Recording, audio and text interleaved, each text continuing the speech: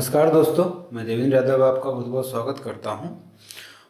आज हम पढ़ने वाले हैं व्यंजन में अंतस्थ व्यंजन। ठीक है, इससे पहले हमने देखा था, हम वर्ण संरचना पढ़ चुके हैं, हम वर्णमाला की शुरुआत किए थे तो हम स्वर पढ़ चुके हैं और अगली क्लास में हम व्यंजन पढ़ चुके हैं। व्यंजन में स्पर्शी व्यंजन पढ़ चुके थे। ठीक है, आज हम अंतस्थ व्यंजन के बारे में जानेंगे। उससे पहले हम ये देख लें कि हमने पिछली क्लासों में क्या पढ़ा, जिससे आपको थोड़ा सा एक अंदाजा लगे। और अगर आपने इससे पहले वाली वीडियो नहीं देखी है तो मैं प्लेलिस्ट में उनका लिंक दे दूंगा आपको, तो वहां से जाके आप इसको देख लेना एक बार। ठीक है, सबसे पहले हमने पढ़ा था वर्ण संरचना। वर्ण संरचना में हमने वर्णों का स्वरूप पढ़ा था और वर्णों का विच्छेद पढ़ा था। हमने वर्णों को तोड़ना सीखा था। उसके बाद हमने पढ़ा था वर्णमाला के बारे में। वर्णमाला में हमने दो वर्गीकरण किए थे, एक स्वर एक व्यंजन। स्वर के बारे में हमने पढ़ लिया था। हमने देखा था कि स्वर का हमने वर्गीकरण किया था दो टाइप से। एक तो था हमारा लघु स्वर, एक था दीर्घ स्वर। लघु स्वर मतलब छोटे स्वर, दीर्घ स्वर मतलब बड़े स्वर। दीर्घ स्वर में भी हमने दो टाइप के स्वर देख लिए थे। एक वो स्वर थे जो समान स्वर से मिलकर बने थे, एक ऐसे स्वर थे जो भिन्न स्वर से मिलकर बने थे। जो समान स्वर से मिलकर स्वर बने हुए थे उनको हमने कहा था सजातीय स्वर, और जो भिन्न स्वर से मिलकर बने थे उनको हमने कहा था विजातीय स्वर या संयुक्त स्वर, जिनको हम कह देते हैं। उसके बाद हम आए थे व्यंजन पर। व्यंजन को जब हम पढ़ने जा रहे थे तो हमने देखा था कि उसको हमने मूलतः 5 भागों में बांटा था। सबसे पहला स्पर्शी व्यंजन, दूसरा आपका होता है अंतस्थ व्यंजन, फिर आएगा संघर्षी व्यंजन, उसके बाद आएगा संघर्षी व्यंजन जिसे हम ऊष्म व्यंजन भी कहते हैं, उसके बाद आएगा द्विगुण व्यंजन, उसके बाद आएगा सबसे आखिरी में संयुक्त व्यंजन। क्लियर? तो आज हम अंतस्थ व्यंजन के बारे में पढ़ेंगे। अगर अंतस्थ व्यंजन की बात करूं तो नाम से ही मुझे पता चलता है अंतस्थ व्यंजन ऐसे वर्ण होते हैं जो स्वर और व्यंजन के बीच में रखे जाते हैं। अगर इनके उच्चारण की बात करें तो ये उच्चारण करते समय अंदर से आते हुए प्रतीत होते हैं, इसीलिए इनको अंतस्थ व्यंजन बोला जाता है। या, रा, ला, वा, ये चारों अंतस्थ व्यंजन होते हैं। तो सबसे पहला क्वेश्चन यही पूछ लिया जाता है कि निम्न में से कौन सा अंतस्थ व्यंजन है। तो मुझे आंसर देना है, इनमें से कोई एक दे दिया जाएगा तो मैं उसको करूंगा कि ये अंतस्थ व्यंजन है। अगला मैं बात करूं, क्या क्वेश्चन पूछा लेंगे, हमसे पूछा जाएगा निम्न में से कौन सा अंतस्थ व्यंजन नहीं है। और पूछ सकते हैं इनके जो दूसरे नाम हैं। जैसे मैं बात करूं या और वा, इन दोनों को मैं दो अलग अलग नामों से जानता हूं, या इनका एक दूसरा नाम भी है अर्धस्वर, है ना, आधा स्वर, अर्धस्वर। उसके बाद अगर हम बात करें रा की तो इसके दो अलग अलग नाम हैं।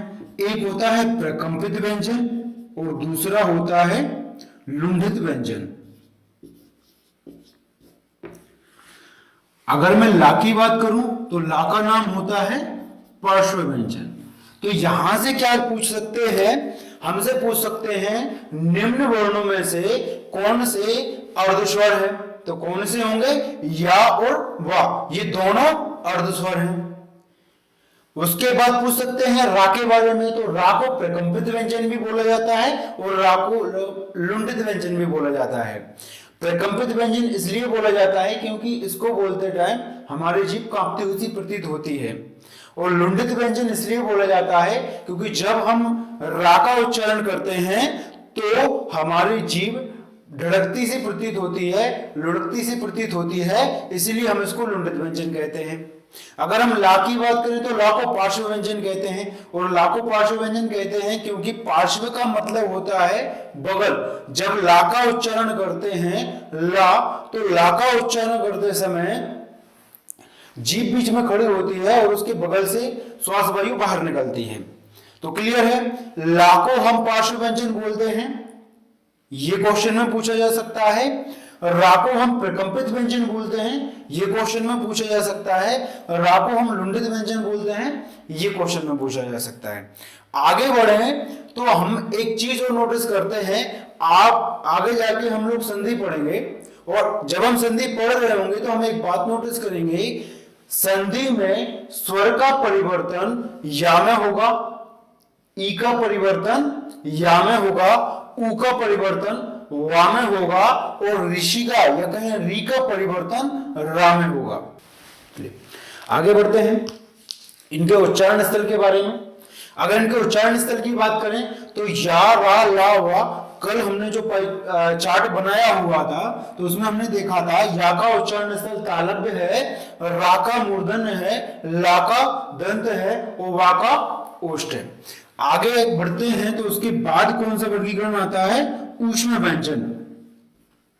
ऊष्म व्यंजन या कहें इसको हम संघर्षी व्यंजन। तो नाम से ही पता चलता है ऊष्म व्यंजन मतलब ऐसे व्यंजन जिनको बोले तो बोलते समय गर्मी पैदा होती है, और गर्मी पैदा होती है क्योंकि ये घर्षण करते हुए निकलते हैं, इसीलिए इनको हम क्या कहते हैं? इनको हम कहते हैं ऊष्म व्यंजन या संघर्षी व्यंजन। ये कौन कौन से वर्ण होते हैं? सा, सा और हा, ये 4 वर्ण होते हैं जिन्हें हम कहते हैं ऊष्म व्यंजन या संघर्षी व्यंजन। अगर उच्चारण स्थल की बात करें तो इनका उच्चारण स्थल होगा तालव्य, मूर्धन्य, तालव्य, मूर्धन्य, दंत और कंठ।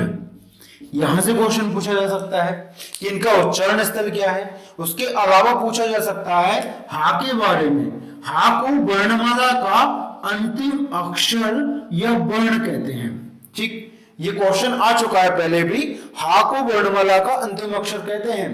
क्वेश्चन यहीं से पूछेंगे, आपसे कहेंगे कि बताइए वर्णमाला का सबसे आखिरी अक्षर कौन सा है। ऑप्शन में दे देंगे शात्रा, ज्ञ और हा।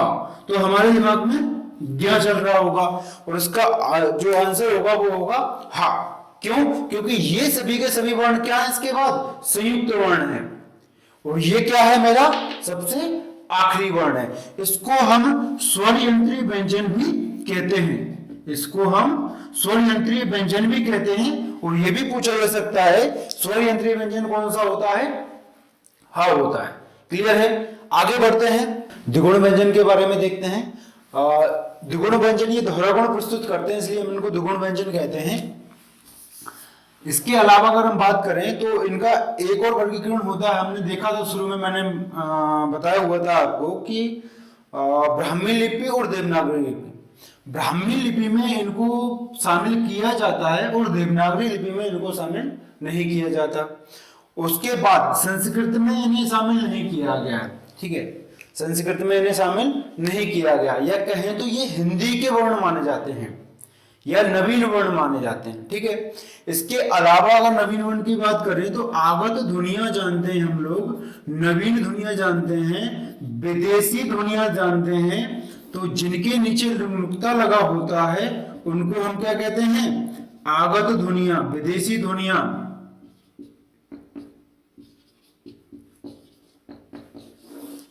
ठीक है, अरबी फारसी वर्ण भी इन्हीं को कहते हैं। तो ये यहां से क्वेश्चन पूछे जा सकते हैं। नवीनतम ध्वनियां किसे कहते हैं? विदेशी ध्वनियां किन्हें कहते हैं? तो ये जिनके नीचे नुक्ता लगा हुआ होता है उनको कहा जाता है। और ये दोनों जो हैं ये आपके हिंदी वर्णमाला के वर्ण हैं। इनको संस्कृत में शामिल नहीं किया गया पर देवनागरी में शामिल, ब्राह्मी लिपि में शामिल किया गया है। आगे बढ़े, इसके बाद आखिरी में आता है संयुक्त व्यंजन। जब हम संयुक्त व्यंजन की बात करते हैं तो हम पहले ही पढ़ चुके हैं, अलग अलग वर्णों को मिलाकर जो वर्ण बनते हैं, भिन्न भिन्न वर्णों को मिलाकर जो वर्ण बनते हैं उनको हम कहते हैं संयुक्त व्यंजन। और ये कितने होते हैं? 4 होते हैं। किस किस से मिलके बनते हैं? सबसे पहला क्वेश्चन यही पूछ लिया था कि ये किस किस से मिलके बनते हैं। का के नीचे हलंत और सा, ता के नीचे हलंत और रा, जा के नीचे हलंत और या, शा के नीचे हलंत और रा। ये इनके बनने का रूप है। तो पहला क्वेश्चन यही पूछ लेते हैं कि शा किस किस से मिलकर बनता है? तो का और शा से मिलकर बनेगा। इसमें यह भी ध्यान रखना है कि पहला वर्ण होगा उसके नीचे हलंत होगा और दूसरा वर्ण होगा उसके नीचे हलंत होगा या नहीं होगा, वो इस पर डिपेंड करता है। पर पहले वाले वर्ण के ऊपर हलंत होगा ही होगा। इसमें भी पहले वाले वर्ण के ऊपर हलंत होगा, इसमें भी पहले वाले वर्ण के ऊपर हलंत होगा और इसमें भी पहले वाले वर्ण के ऊपर हलंत होगा।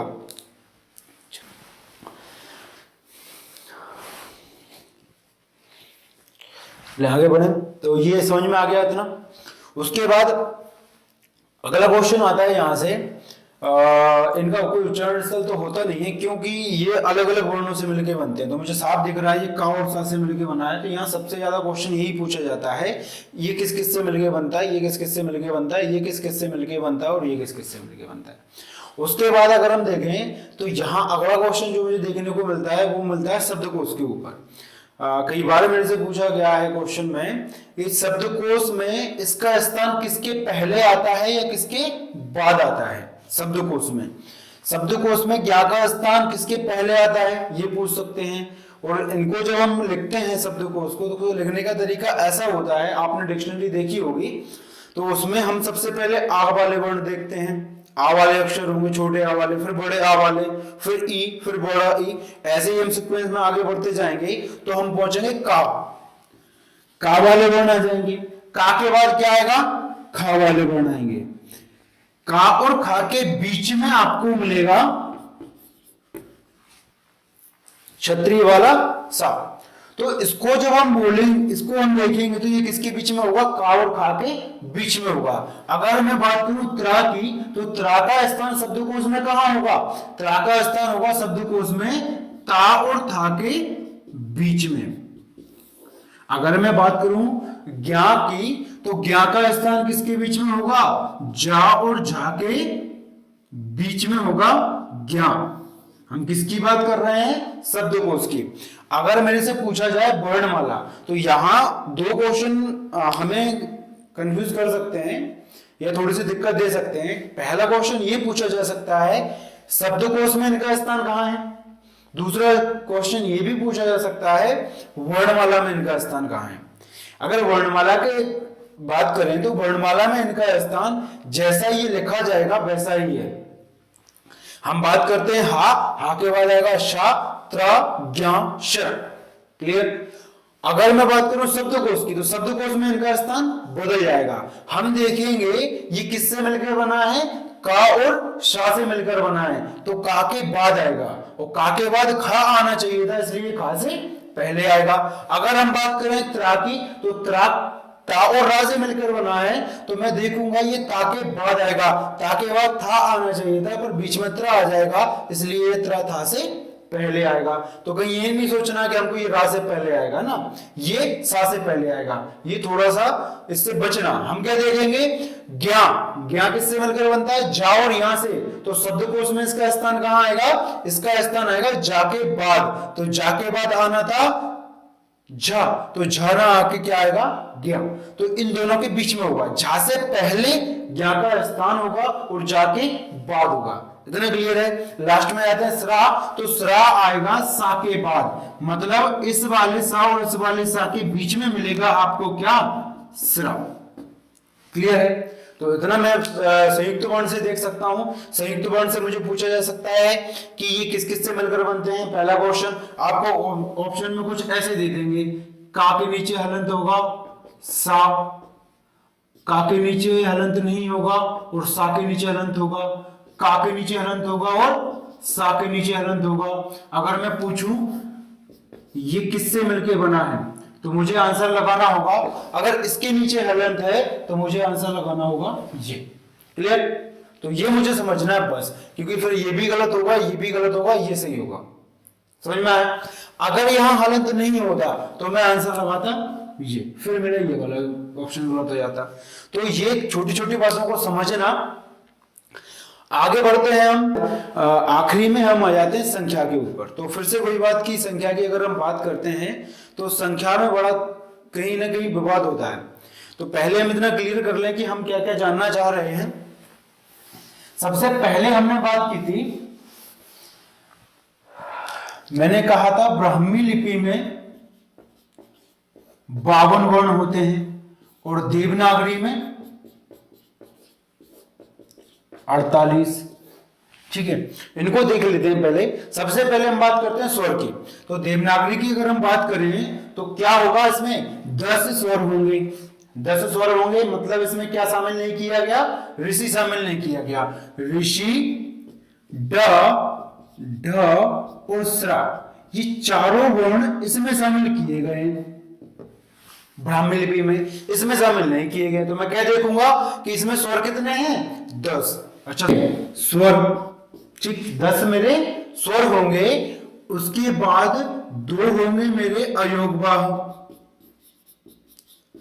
आगे बढ़े तो व्यंजन कितने होंगे, व्यंजन होंगे 33। 33 कैसे होंगे, 25 स्पर्शी व्यंजन, 4 अंतस्थ व्यंजन, 4 ऊष्म व्यंजन, टोटल मिलाकर क्या होंगे, 33 मेरे व्यंजन हो जाएंगे। तो क्या होगा, 10, 2, 12 और 33, टोटल होंगे 45 वर्ण। 45 के बाद क्या जाते हैं, 3 वर्ण और रह गए। तो 3 क्या है मेरे, संयुक्त वर्ण। संयुक्त वर्ण में भी कौन से हैं, क्षात्राज्ञ, स्रा को शामिल नहीं किया गया है। अगर मैं बात करूं ब्राह्मी लिपि की, तो ब्राह्मी लिपि में कितने वर्ण हैं, 52। 10 स्वर हैं, 1 स्वर बढ़ा दो, 11, क्योंकि ऋषि बढ़ जाएगा। 2 अयोगवाह, ऐसा का ऐसा रहेगा। 33 स्वर, बिल्कुल ये भी ऐसे के ऐसे रहेंगे। उसके बाद क्या आता है मेरा, संयुक्त व्यंजन। संयुक्त व्यंजन यहाँ 3 थे, तो यहाँ होंगे 4। इनका टोटल करेंगे तो कितना आएगा, 52। अब उसके बाद समस्या ये है कि आपसे कभी व्यंजन के बारे में पूछा जाता है, मूल व्यंजन के बारे में। तो मूल व्यंजन ये है 33। क्लियर। अगर मैं बात करूं आपसे स्वर, तो स्वर के बारे में पूछेंगे तो क्या आंसर मेरे को देना है, 10। अगर मैं पूछूं ब्राह्मी लिपि के बारे में, तो यहाँ पे स्वर की संख्या कितनी है, 11। अब कहीं कहीं 13 संख्या मिलती है स्वर की। तो 13 संख्या मिलने का कारण यही है, हमने कल भी बात की थी, संस्कृत में स्वर की बात करें तो 13 होती है, ल और ऋषि को शामिल करके। ठीक है, पर कहीं कहीं हिंदी में अंग, अम और आहा को भी स्वर में शामिल कर लिया जाता है। पर ये विवाद वाली बातें होती हैं, तो इनके पूछे जाने की संभावना बहुत कम होती है। क्लियर है। नंबरों की जो समस्या है सबसे बड़ी इसलिए आती है कि हमें यह समझना है कि हम अलग अलग राइटर की बुक पढ़ते हैं। अलग अलग राइटर की जो बुक होती है उसमें अलग अलग अपने अपने तर्क दिए जाते हैं। क्लियर है। ऐसे कि हम बात करें अम और आहा को लूसेंट में स्वर माना गया है, लेकिन हरदेव बहारी नहीं, हाँ हरदेव बहारी में शायद इनको स्वर नहीं माना गया है। क्लियर है। तो आप इतना क्लियर समझ लें कि जहां पे बात की स्थिति बनती है वहां से क्वेश्चन पूछे जाने की संभावना कम होती है। समझ में आया।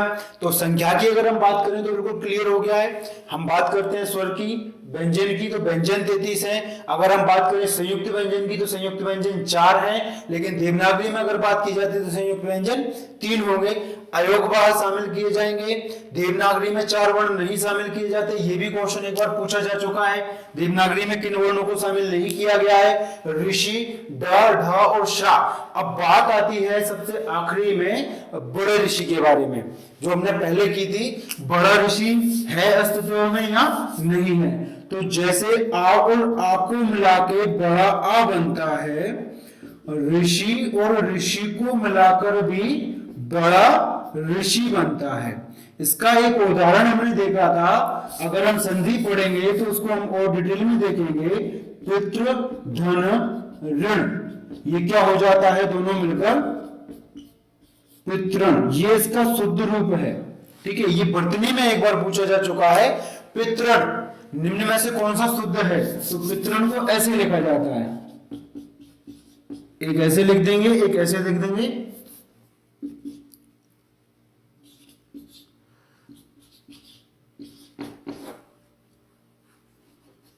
ठीक है, ऐसे कुछ ऑप्शन दिए जाते हैं, तो मुझे आंसर लगाना है वर्तनी के हिसाब से। ये वाला पुत्र सही है। ये हम वर्णमाला पढ़ चुके हैं। आखिरी में थोड़ी सी बातें और कर लेते हैं। जैसे अभी हमने देखा था